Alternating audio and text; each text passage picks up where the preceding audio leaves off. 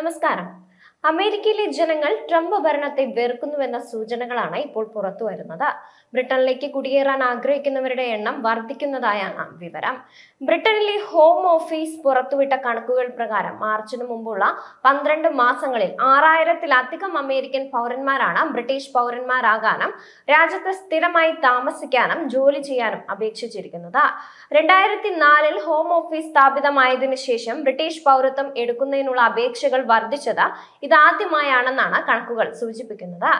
6618 അമേരിക്കക്കാരെ British പൗരത്വത്തിനായി അപേക്ഷിച്ചു. കൂടുതൽ അപേക്ഷകൾ വന്നത് ജനുവരി മാർച്ച് മാസങ്ങളിലാണ്. ഏകദേശം 1900 അപേക്ഷകൾ ഈ കാലയളവിൽ ലഭിച്ചുവെന്നാണ് ഹോം ഓഫീസ് വെളിപ്പെടുത്തിയത്. ഇതിൽ ഭൂരിഭാഗവും അമേരിക്കൻ പ്രസിഡന്റായി ഡൊണാൾഡ് ട്രംപിന്റെ 2ാം ടേമിന്റെ തുടക്കത്തിലായിരുന്നു.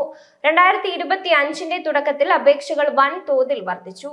ഇതേ കാലയളവിലാണ് മറ്റു രാജ്യങ്ങളിൽ നിന്ന് ബ്രിട്ടനിലേക്കുള്ള കുടിയേറ്റം കുറയ്ക്കുന്നതിന് പ്രധാനമന്ത്രി കെയർ സ്റ്റാർമറിന്റെ ലേബർ പാർട്ടി ഭരണകൂടം മുൻകൈയെടുത്തത്. എന്നാൽ ബ്രിട്ടനിലേക്കുള്ള അമേരിക്കൻ അപേക്ഷകളിലെ വർധന രണ്ട് രാജ്യങ്ങളിലെയും നിലവിലെ രാഷ്ട്രീയ സാഹചര്യങ്ങളുമായി ബന്ധമില്ലായിരിക്കാമെന്ന് നയതന്ത്രജ്ഞർ എടുത്തു പറയുന്നുണ്ട്. അതേസമയം വിദേശ വിദ്യാർത്ഥികളെ പ്രവേശിപ്പിക്കുന്നതിൽ നിന്ന് ഹാർവാർഡ് സർവകലാശാലയ്ക്ക് വിലക്ക് ഏർപ്പെടുത്തിയിരിക്കുകയാണ് അമേരിക്കൻ പ്രസിഡന്റ് ഡൊണാൾഡ് ട്രംപ്. ലോകത്തിലെ ഏറ്റവും പ്രശസ്തമായ വിദ്യാഭ്യാസ സ്ഥാപനത്തെ തനിക്ക് വിധേയരാക്കാനുള്ള ശ്രമങ്ങൾ ട്രംപ് പല വിധത്തിലും നടത്തുന്നുണ്ട്.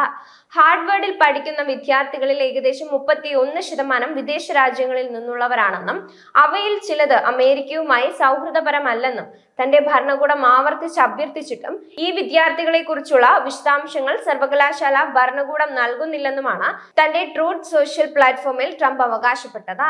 ആ വിദേശ വിദ്യാർത്ഥികൾ ആരാണെന്ന് അറിയണം. ഹാർവാർഡിന് കോടിക്കണക്കിന് ഡോളർ നൽകുന്നതിനാൽ ഇത് ന്യായമായ അഭ്യർത്ഥനയാണ്. പക്ഷെ ഹാർവാർഡ് കൃത്യമായ വിവരങ്ങൾ നൽകുന്നില്ല.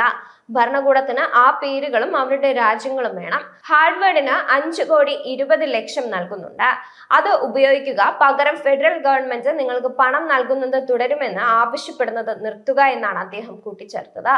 ആയിരക്കണക്കിന് വിദ്യാർത്ഥികളുടെ ഭാവിയും അവർ നൽകുന്ന ലാഭകരമായ വരുമാന സ്രോതസ്സും സംശയാസ്പദമായി ഹാർവാർഡിൽ വിദേശ വിദ്യാർത്ഥികളെ തടയാനുള്ള ട്രംപ് ഭരണകൂടത്തിന്റെ നീക്കം ഒരു ഫെഡറൽ ജഡ്ജി താൽക്കാലികമായി തടഞ്ഞതിന് ശേഷമാണ് വിരുദ്ധ നയങ്ങളുമായി ട്രംപ് ഇപ്പോൾ രംഗത്ത് വന്നിരിക്കുന്നത്. വ്യാപക പ്രത്യാഘാതം ഉണ്ടാകാൻ സാധ്യതയുള്ള ഒരു അസാധാരണ നീക്കമാണ് ട്രംപ് ഇപ്പോൾ നടത്തിയിരിക്കുന്നത്. 7000-ഓളം വിദ്യാർത്ഥികളെ ഇത് അനിശ്ചിതത്വത്തിലാക്കിയേക്കാം എന്നാണ് വിലയിരുത്തൽ.